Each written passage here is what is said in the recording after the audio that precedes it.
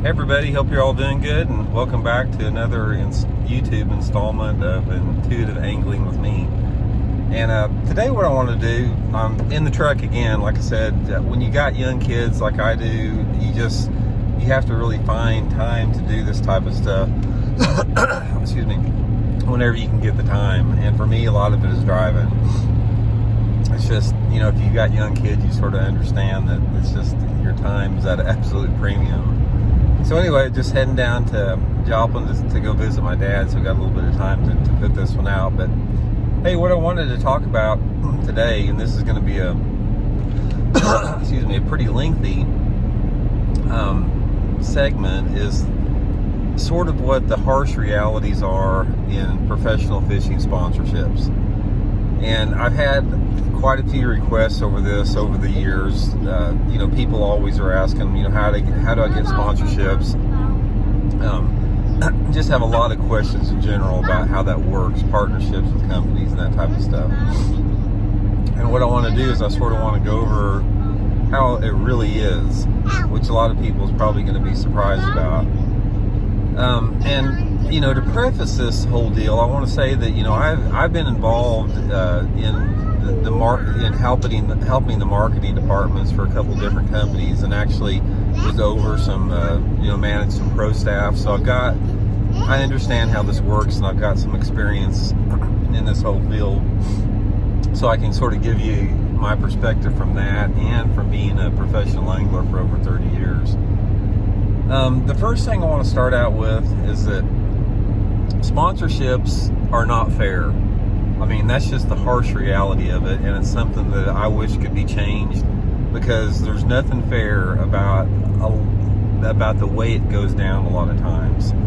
And they've changed a lot over the past 30 years, because back when I started, sponsorships are just starting to really get going. And the first couple of years of when I was fishing professionally, that's sort of when you started to seeing these companies wanting to put a little bit more money into professional anglers.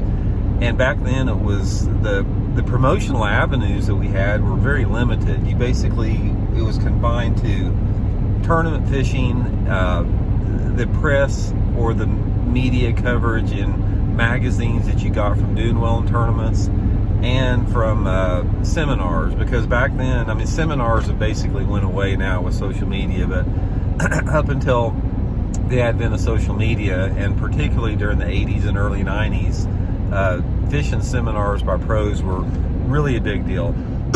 Excuse me.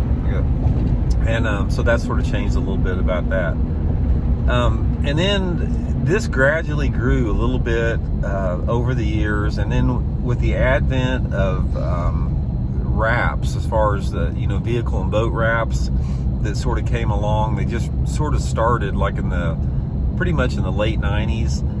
That was the one big situation that elevated sponsorship as far as the quality of them, because all of a sudden you had an avenue to create a lot more impressions for a company, whether it be a endemic company or non-endemic company, either one. And that's the thing that really propelled anglers to some quality sponsorships. But what you have in this whole particular deal here is a lot of the companies that you deal with in the fishing industry and outside of the fishing industry, and I'll say this more in the fishing industry, is that these marketing people in these positions come and go. And a lot of them, say for example, you've contacted one of your favorite tackle companies, and you found out who the marketing pro staff person is with that company, and you start developing a relationship, and you start building a relationship, and say you've worked out a deal where you started out for a year or so, and you got product discount and some free products. And then you did well, for a season, and they stepped it up to starting to pay you a small financial retainer every month. And then, so over the course of 3 or 4 years, you build a relationship with this particular marketing person. And then all of a sudden that person leaves, he quits, gets fired, whatever, and a new marketing person takes over that position. When that happens, a lot of times you don't have any relationship with that person. That person's promotional agenda may be completely different than the one you were working with, and a lot of times that will either degrade or terminate a partnership just because of the person that's in that position. And this is something, to me, this is one of the biggest complaints that I hear about amongst professional anglers, is they develop relationships with these pro staff managers, they get replaced, or there's an agenda change and everything changes. And the thing about this is a lot of this comes without notice, and a lot of this comes without transparency. And this is one of the the injustices, what I'm talking about. Say, for example, I'll go back to the same, I'll use the same, fictional tackle company that we're talking about. Say, for example, they get a new person in that position and they decide to go a different direction, and they just do it. And they do that a lot of times without consulting the people they've been working with and giving them a chance to basically make their case or interview, for whatever position that may be created. And a lot of this comes from the fact that a big fail that a lot of companies have that I've seen is when they put people in certain marketing positions, they hire people that are not students of the sport. They don't have any appreciation or knowledge for the history of the sport, about the anglers that were involved in the sport. They don't have any appreciation for the anglers that have been in the sport for a long time, or the anglers that have just came up, simply because they don't have a lot of background in the sport of professional fishing. And that creates a huge fail again on the part of those companies, because every professional angler out there, I don't care if you're 20 years old or 80 years old, you have promotional abilities and you attract a fan base unique to yourself based upon whatever you can bring to the table. And a lot of times these promotional managers, pro staff managers, they don't take the time or interest to want to really uncover what that is. So, and this goes on in a lot of different scenarios, from tackle companies, boat motor companies, to non-endemic companies. This is a trend that a reality that goes through, that is really creates one of those injustices of what I'm talking about. In my opinion, here's what the perfect world would look like. Say, for example, a company, they've decided that they want to go a certain direction with their professional staff, and they set it aside, say, this is what we want to do, this is the budget we have, and this is the people that we want to have. In a perfect world, anybody that is qualified should be able to basically interview for that position and put up their promotional and their performance credentials to that company, and basically be like any other job interview where you hire the most qualified individual to fill that position. But that's not the way it is, and that's the thing that is probably the biggest that creates the biggest amount of unfairness in the sport. Is a lot of times the most qualified person, promotionally, performance-wise, character-wise, whatever it is, they do not get those positions because there's some other agenda that the marketing person will go by to fill that position. And so much of this is like anything else in life. It has to do with who you know. It has to do with the relationships you develop with people and being at the right place at the right time. And in my experiences with sponsorships, that's how it has been for me and a lot of different people, is that you simply you share an energy and you gravitate to certain people better than others, because a lot of the companies that I've been with for a long time and have got good relationships with them, there's a natural bonding amongst personality with those people. and it just sort of, falls into the right framework.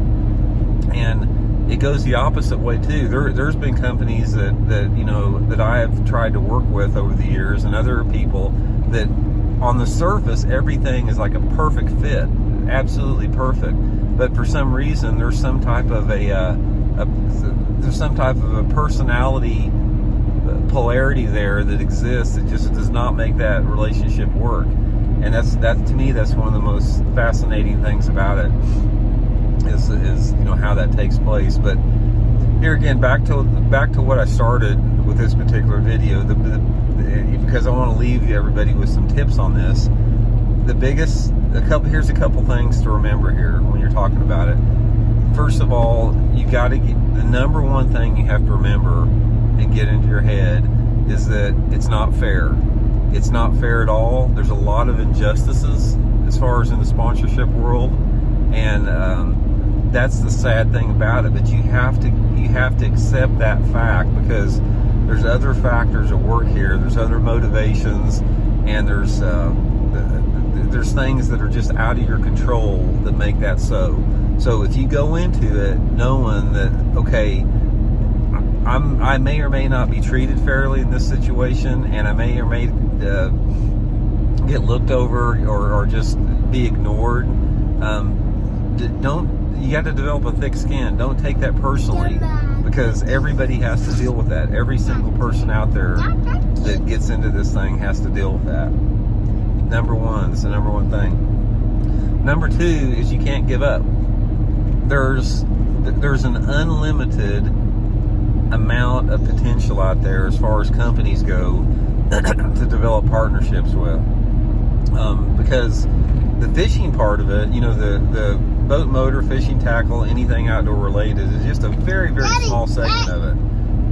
Very, very small segment of it. And the problem that you have with the endemic side of it, which is the boat motors and the tackle, is that most of the marketing budget on the endemic side gets hogged up by just a small percentage of anglers.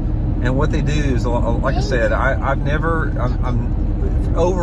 not impressed with the endemic marketing efforts that these companies put out, because they tend to put a lot of money into a very small amount of people, and the return on the investment is not near as great as what they could get if they would spread that marketing budget out in a little bit diverse form. So don't waste a lot of your time pursuing tackle companies, boat and motor companies, that type of stuff, because the money that they've allocated to a very small percentage of people, and basically anything else, a lot of times you're just left over with chicken feet for the most part. And I'm not saying all the time.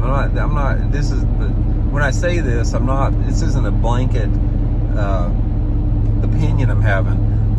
There are exceptions to the rules, and I've been involved with a lot of companies that are exceptions to the rules, but in general, that's what you can expect. So try to focus your efforts more on the non-endemic companies. Just like the partnership I have with Bridgeford Foods doesn't have anything to do with fishing, but the niche that it fit within the fishing industry has been, great for everybody, great for the company, great for the anglers. It's just a good fit, and there's a lot of companies out there that can do that. And the biggest strength that you have when you're trying to solicit a partnership with those companies is the boat and truck wrap, because there is no better value for any company as far as the amount of impressions generated, the amount of exposure they're going to get, and the value that it brings to them than a wrap boat and truck. They can't, television advertising, radio, print media, nothing, not even social media, nothing can match the value that a boat and truck wrap gives. So that should be your number one pitch when you go to these companies, as far as just calculating how many miles you drive, and your stationary impressions when you're sitting at restaurants, gas stations, parking lot, whatever. People see this type of stuff. It's such a great value for a company, and that would be my biggest advice, to somebody, if they're out soliciting a particular sponsorship. And then it gets back to the final thing that I want to talk about is that back when I started fishing professionally, it was all about performance. It was all about making the Bassmasters Classic, winning the Bassmasters Classic, winning tournaments. But that doesn't make any difference anymore, because the biggest YouTube stars out there that generate the most impressions for these companies, that most of them don't even fish tournaments. So the tournament performance side of it is becoming more and more irrelevant. It can help legitimize a partnership or whatever, but it's not necessary. So you don't have to be this high-performing marquee angler in order to develop strong partnerships. But what you do have to come up with is a promotional avenue unique to yourself, and that has to do with social media. Everybody out there has got to get on board with it, with YouTube, with Facebook, with Instagram, with Twitter, everything like that, because the value that those social media platforms brings to a company cannot be matched by any performance. I can promise you can take somebody that has a decent YouTube following, and they will generate more impressions for a company doing a show on how to fish a crankbait or whatever than if somebody won a tournament on. So, that should be, a comforting thought, to everybody. Simply because, the amount of tournaments and the amount of anglers out there, it just makes it so difficult to stand out, in the tournament realm. But like I said, those are the things. Okay, we're just about there. But anyway, that's just a little bit of an overview. What I'm talking about is get a thick skin in this industry.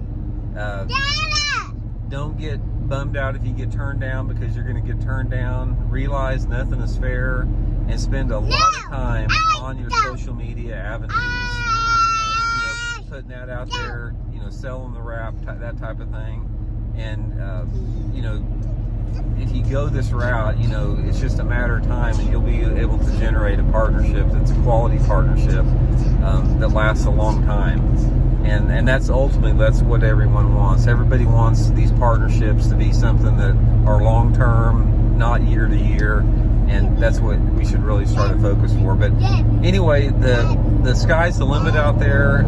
With the advent of social media and the avenues that come with YouTube and all that type of stuff, it's just a matter of putting in your time and being creative, and you'll be able to generate some strong partnerships. But anyway, just my 2 cents worth, and hope that helps out. And like I said, feel free to shoot me some comments on this or any other thing I do. If I can answer a question, I try to answer all the questions I get on my comment section on YouTube. So feel free to shoot that this way. And if you haven't subscribed, please hit that subscribe button, share it if you like it, and that's much appreciated. So we'll talk to you later. See you later. Bye.